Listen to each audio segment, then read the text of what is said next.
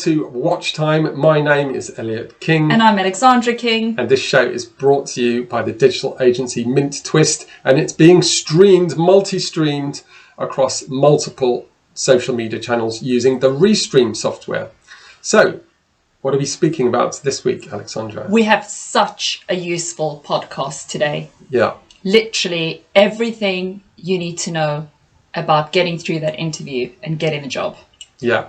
And I think we've got if I might say so, we've got the right people here for you today, and myself and Alexandra. I'm an employer and a CEO of Mint Twist. I've probably run over 1,000 interviews and employed probably over 100 people in the time I've been doing that job. So from the employer's perspective, I can hopefully bring a lot of value today.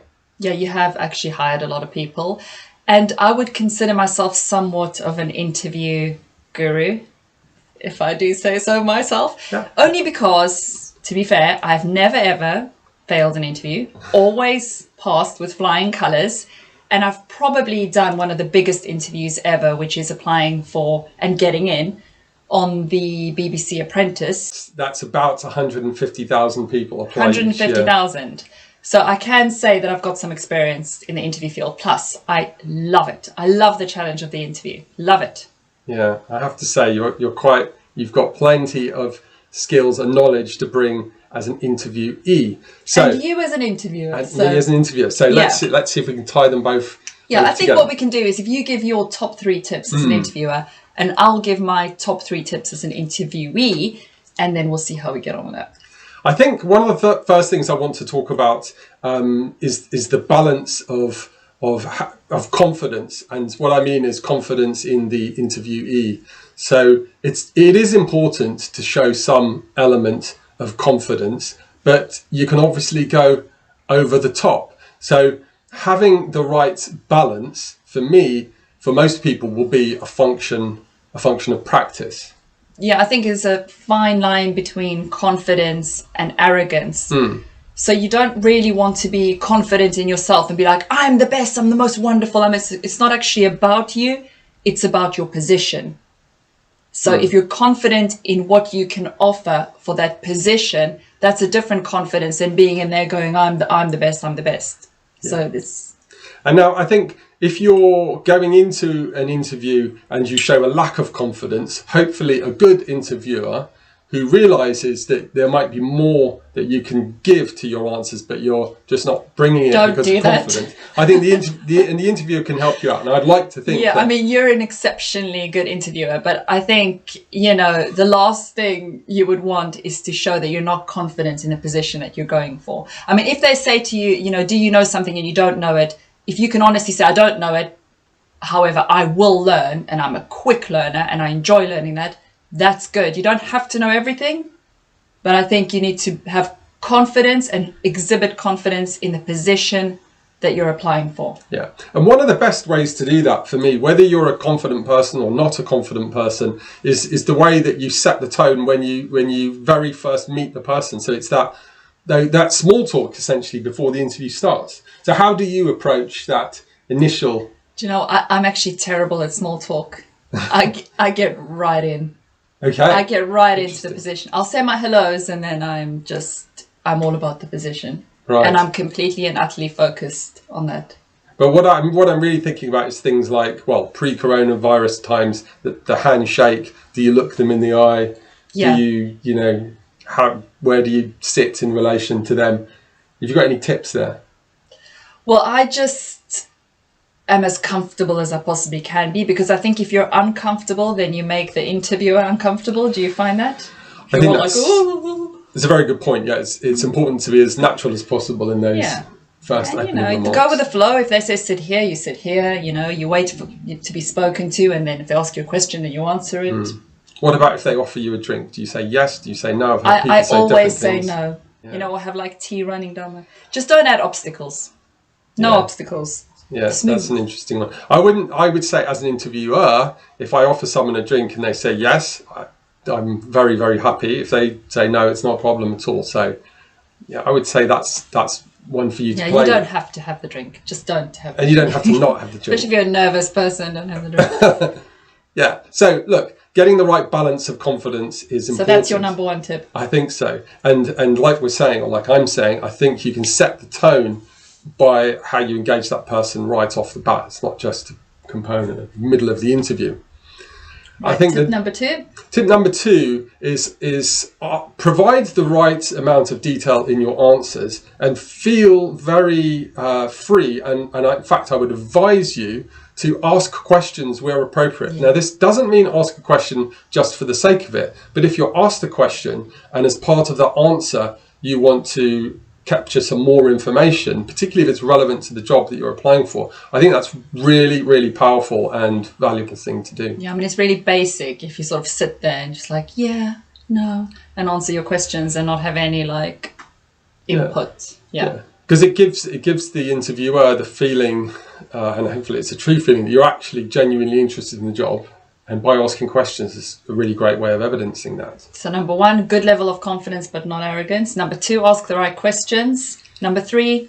And number three, it would be make sure that you're doing the right balance of talking throughout the whole interview. So in my view, as an interviewer, I want my interviewee to be doing most of the talking, certainly through the chunk of the interview. So if you're going through an interview and you're finding that the interviewer is doing the majority of talking, as a really basic rule of thumb, it's probably not a good thing in my view.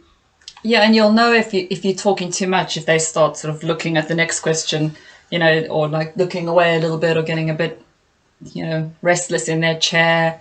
Yeah. But if they're showing interest and the body language is leaning towards you and, there's more prompting and more questions, then you're on the right track. Yeah, I spoke about balance of confidence with point number one. And if you're confident in what you're saying, then say it. Absolutely say it. In my view, with my personal experience, if I am speaking more than 50% of the time, it's probably not a great interview. If I'm asking questions, it's because I want to get a deep understanding of that prospect. I already understand myself. I know what I think. I don't care what I think. I want to know what the interviewee thinks. Yeah, because the last thing you want to do as a person being hired is give your employer more work. You're there to take the work off them. That's it. Don't give them more work. Don't exhaust them. Yeah. Yeah. So let's turn it round then. As the interviewee, what would be your I have some slightly different ones. So none of the mainstream ones. So my number one interview tip, would be to really become the position. So whatever it is that you're getting hired for, breathe it, live it, become it, know every single thing you possibly can about that position and how you are going to integrate yourself into that position, so that there's nothing that you don't know about it. There's nothing that you can't discuss when it comes to the position.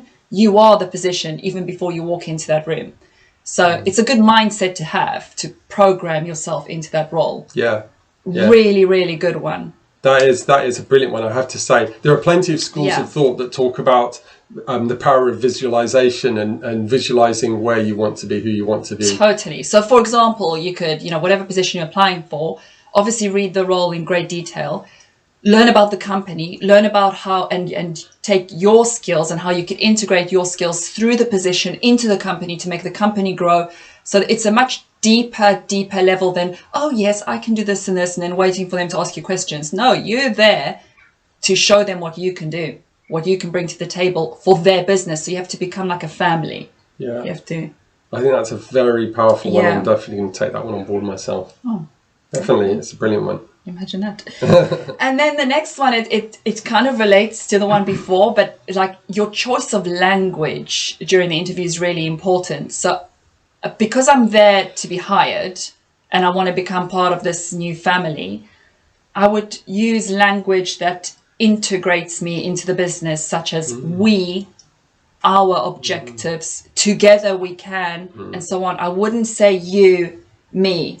I would already speak as if I'm hired. Not in an arrogant way, like you were saying, but in a way that, what we could do together, in this department, and start speaking as if you're already in that position, so that everyone visualizes you there. You're visualizing yourself. You're putting that picture into the employer's mind. You're programming them. Yeah, it's a psychological. Now you're going to know when people do that to you. You're going to be like, but actually, it's the sort of thing that you'd probably welcome, particularly if the interview's going well.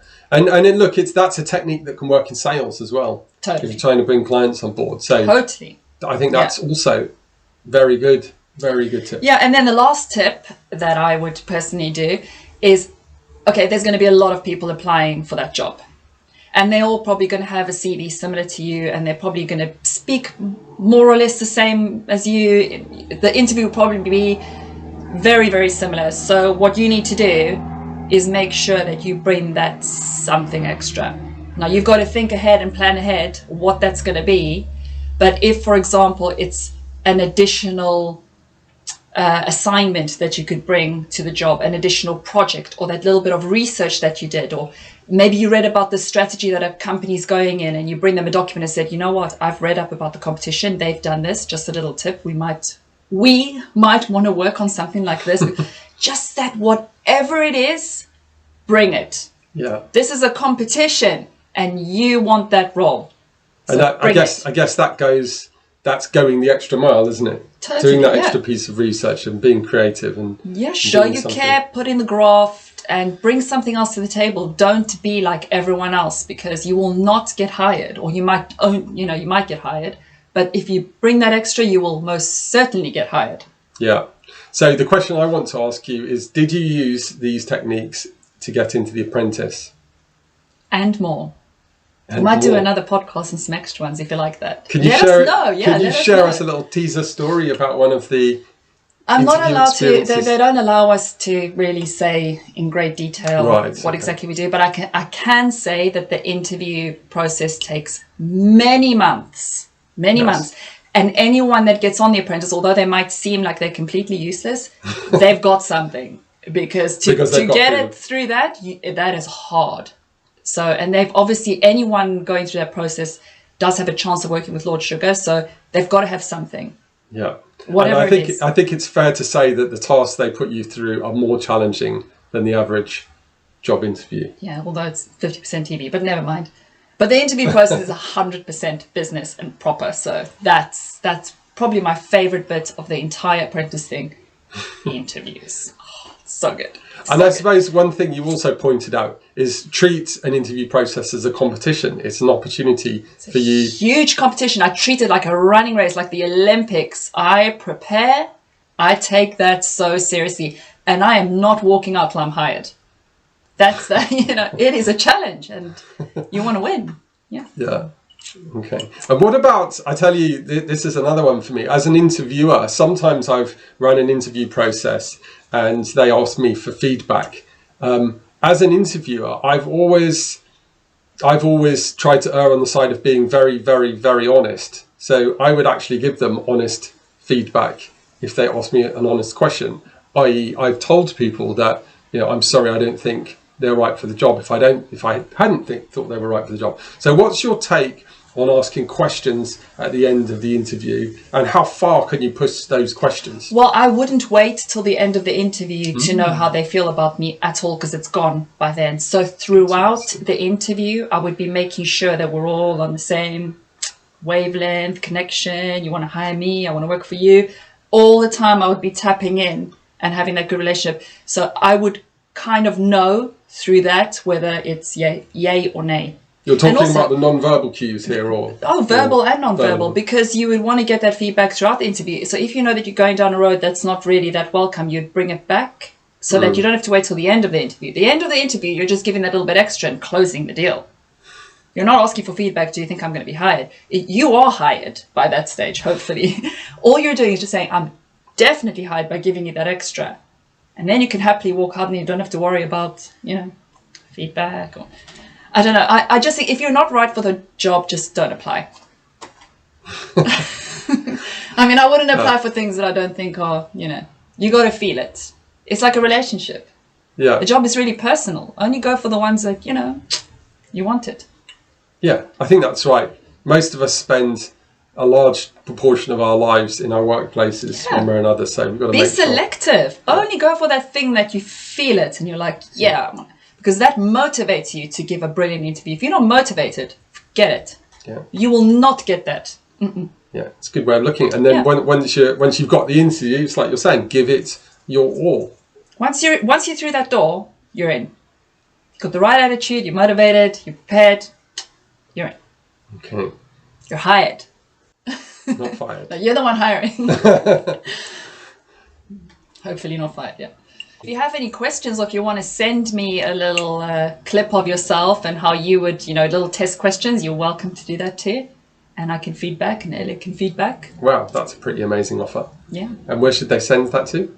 Just post a little comment and then we can get in touch on email. And if you don't want the whole world to see your little clip, then just email it to us. There you go. Okay, thank you very much and goodbye and see you again next time. Yeah, hope you found that useful. Have a good day. And that concludes today's episode. I hope you've enjoyed it. And if you have, do subscribe to get subsequent episodes automatically. In the meantime, if you'd like to find out more about digital marketing, please visit midtwist.com. Thanks so much for joining us and see you again soon.